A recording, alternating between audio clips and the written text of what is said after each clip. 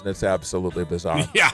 All right, it is time for a weekly feature that we call the CEO Spotlight. One of my favorite things that we get to do here on the program is brought to you by Vaaler Insurance. When it comes to protecting your business, nobody beats Vaaler. Their employee benefit specialists work closely with your employees to make sure that they see the full value of the benefits that your organization provides, and that's a big deal. You want people to understand those things. Doesn't cost a penny to ask some questions. To set up a visit, go online to Vaaler.com. That's VAALER.com. We are pleased. We are graced in studio today by Kristi Huber. Kristi is the president and CEO of the United Way of Cast Clay, joining us here in studio. Hi, Kristi. How are you? Good morning. I am so excited to be with you guys today. Well, thank you for coming by. Yeah, appreciate you stopping by. So let's talk a little bit about, first of all, what the United Way is. A lot of people hear the words United Way of Cast Clay, but tell us, give us the fifth grade explanation. I process that best of what you do. You know, we have been in our community for decades, but I think the most important thing to know is that we have changed with the needs of the community. And so we take on the community's biggest challenges, reducing hunger and homelessness, preparing children to succeed, helping people live independently, and also ultimately helping lift families out of poverty. And so we have changed throughout the years. Most people, if you knew us maybe 10 years ago, you would say we were the community chest. So we'd raise money into the community and send it out to a lot of different organizations. And now we are the organization that actually brings different nonprofits together. We look for the gaps in the community. Where do we see opportunities, such as transportation into the industrial park? And we then bring people together to rally volunteers and make investments so that those things can actually come to fruition. So the tap ride bus service into Industrial Park, that was actually something that our team really led and collaborated with the city of Fargo so that we could have that tap ride bus service on demand for employees. And since August, we've seen over 2,000 rides. No kidding. It's people are using that service. Employers are so happy about it. And so it's really important that we see where those gaps are that can benefit the entire community. So where you may have used to be the community chest, now you're kind of the community connector. Yes, exactly. Community connector, community convener, absolutely. Around those really big challenges, let's take them on and let's solve them and then move on to the next one. How do you support what you do? How do you keep the lights on? Are you funded by donations, businesses, contributions, government services? How do you keep your expenses paid? We don't take any money from the government. All of our money is raised through the community, through donors, individual donors, and corporate donors. Okay. And so many of our great listeners that are out there right now, they've participated in the United Way campaign. Absolutely. Each and every fall. Thank you so much for every donor that's been a part of that. Those dollars are raised, and this year we're excited. We've raised over $6 million. No kidding. Yeah, so each year, our annual campaign, we just continue to raise it, and it's over $6 million. That was the 2019 total? Yeah, so that's a great year. Fantastic. Wow. Fantastic, yeah. We we know that the community wants to invest. We have such a generous community, and they want to be involved, and they want to see change happen. And so we're really excited to be on the cutting edge of that. As you look toward the future, what kinds of things could you get into or be a part of that maybe you're not doing currently? I'm really excited. One of the things that we're taking on head on is we want to end homelessness for families with children and youth coming out of the foster care system. We know that those are some of our most vulnerable population in our community. And so we are actively looking at what other communities across the country are doing, and we're bringing those solutions here. And we're in the middle of collaboration right now, and we're excited. We're going to make some announcements coming up this spring. Very cool. Because we want to see that population, children, especially families with children, we want to see that homeless population go to a functional rate of zero. That be great? Since this is a CEO Spotlight, I'll ask you an organizational question.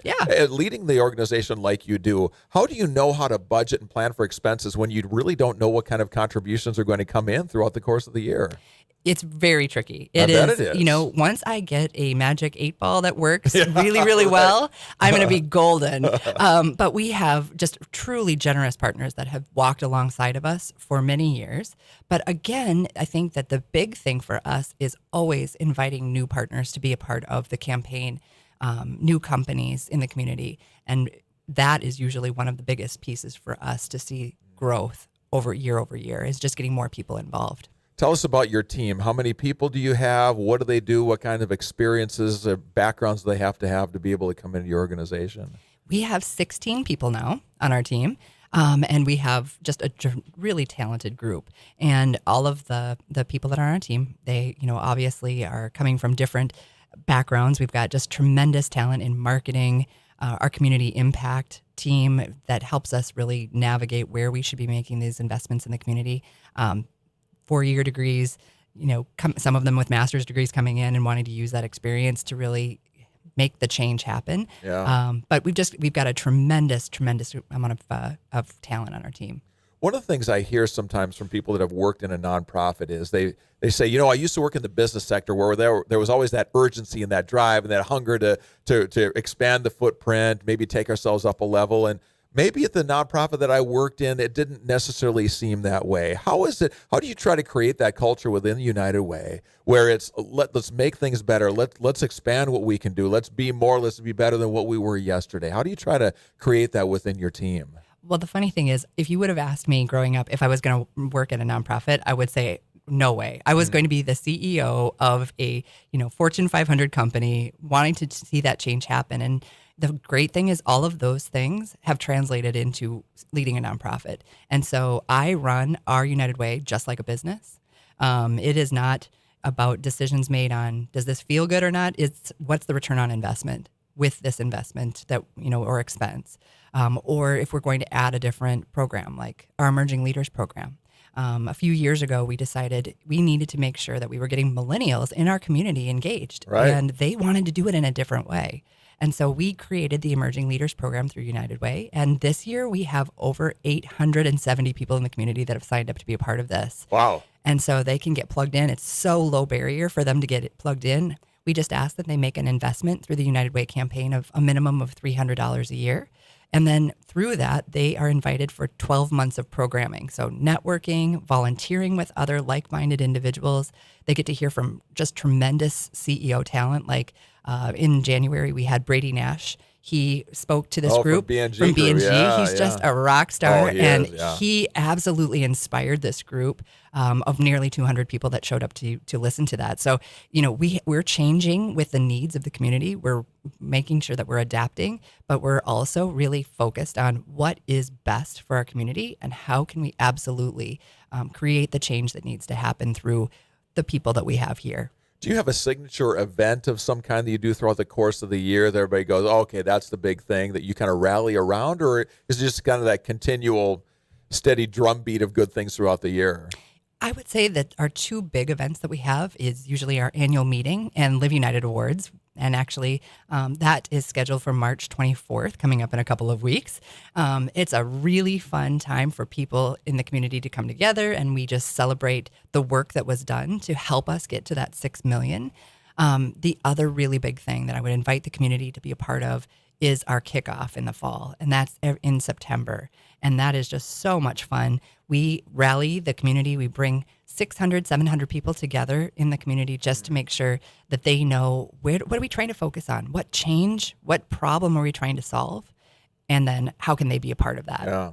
Your big event you have coming up here in just a week and a half or so, there's a lot of conversation about events these days. And I've been reading a lot of things online about people who are hosting events, that the decisions you have to make now about, do we do this? And there's a big push from a lot of people in our society right now in the United States not to have big events. Mm-hmm. How are you wrestling with that with your big event that you have planned? It's so timely because we actually brought our leadership team together yesterday and said, we know that usually we have 600 people that will come to the annual meeting and Live United Awards. What are we going to do to make sure that we are being great partners and protecting our community members? And so we actually are looking at doing an online event where we're going to stream the event at the same time on the 24th at 3:30 p.m., but we'll probably be able to get more people involved in the community just because of that new format. So we're going to be creative. We're going to work with our vendors and our partners on this in order to make that come to fruition. Yeah, and I'm sure that you'll be criticized no matter what you do, right? But that's part of being a leader. You have to do what you think is right. I find that is definitely part of the job. Part of the game. Right? It's so unfortunate because you can't make everybody happy, but you have to, at the core of all of your decisions, you have to look at, what is best for our team and then what is best for the community. And what ultimately led you to say, no, let's not gather together, let's do this online? What was the thing for you? I think watching President Trump's speech the other night, and then yesterday morning hearing Governor Burgum's webcast, and just really, I thought he did such a spectacular job of making sure that everybody realized that it's not about panic, it's about facts. But what can you do now that you have this information to be the best community partners for each other? And so that's what really triggered us to, look at what are other options? How can we be creative? And I think that we're going to be able to get more people involved in the community. I'd love to have all of your listeners tune in to our event. That'd be fantastic. And we'll make sure that we get you the link. Oh, tell us where we find out about. I imagine that your website will have all that for us. Tell us where to find that. Absolutely. We're UnitedWayCastClay.org. Okay. Kristi, thank you for coming in. This was a great conversation. It was great to have you here and find out more about what's happening. Thank you so much. I really appreciate it. Kristi Huber, she is the president and CEO of the United Way of Cass Clay, joining us here. It is the Vaaler Insurance CEO Spotlight. It doesn't cost a penny to ask some questions about your employee benefits plan. To set up a visit, go online to Vaaler.com. That's Vaaler.com. When we come back, a check of weather, give you the full weekend forecast coming up next.